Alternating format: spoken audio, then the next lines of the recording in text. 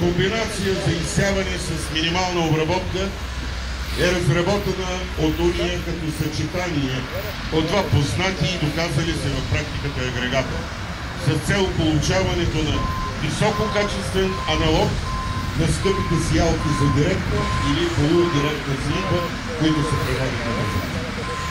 Поради факта, че това е съчетание от два агрегата, на клиентите се предлага уникална гъвкавост при експлоатацията.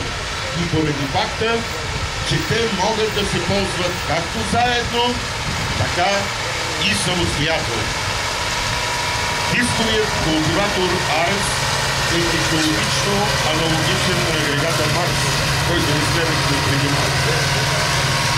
Тук отново са налице независимо окачване на работните дискове, както и притъпваш валекс след тях.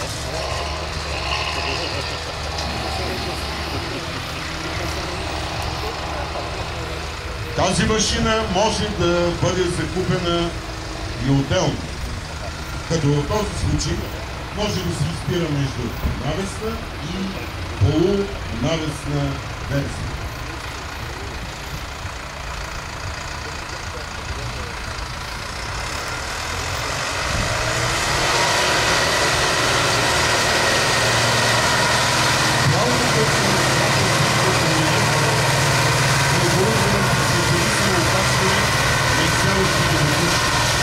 Централно и индивидуално регулиране на тяхното отварящо напрежение.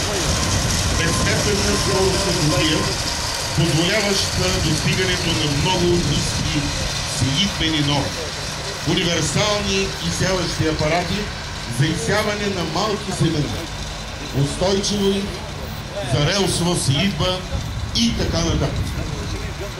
Комбинирайки тези два агрегата, се спестява